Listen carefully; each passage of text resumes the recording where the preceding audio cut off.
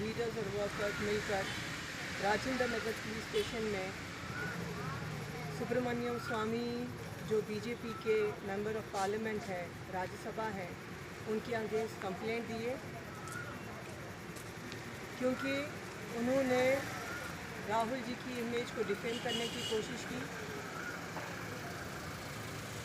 Party workers पे इसका बहुत ही बड़ा असर होता, क्योंकि अब की बार जो है बीजेपी की सरकार है, तानाशाही की सरकार है, और वो लोग यही चाहते हैं कि कांग्रेस वर्कर्स और बीजेपी वर्कर्स के बीच में तू मैं और बहस हो।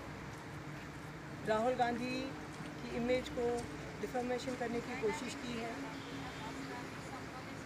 उनकी इमेज को बिगाड़ने की कोशिश की है कि राहुल गांधी जी ड्रग्स लेते हैं और अन्य नारकोटिक ड्रग्स लेते हैं, और ये भी बोला है कि डोप टेस्ट करने के लिए, जबकि एक एमपी होने के नाते, इतने बड़े आदमी होने के नाते 2015 में तमिलनाडु में एक मैरिज अटेंड करे थे सुब्रमण्यम स्वामी जी, और वहाँ पे उनको कि वो बड़े हैं और वो ब्लेसिंग्स दे दुल्हा दुल्हन को, उनके हाथ में मंगलसूत्र दिए।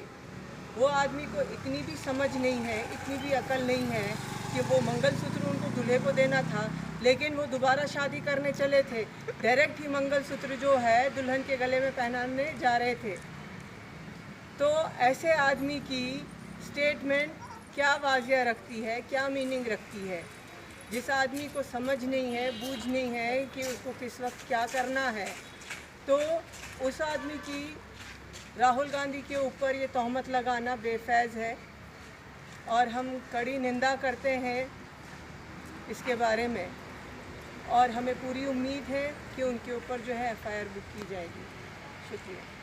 I've been observing Mr. Swami for almost 2 to 3 years from social media, and I can make out that most of his remarks are insensitive regardless of the party, either BJP or Congress. So it's just to create a ruckus in the public, and by defaming Mr. Rahul Gandhi, he's just trying to tarnish his image and is dangerous to his reputation. What he has done is highly condemnable, which I believe that every citizen has got their dignity and it should be restored in a democratic country.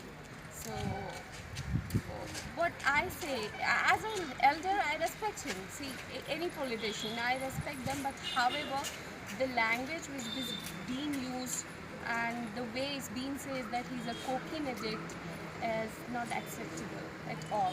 Thank you so much.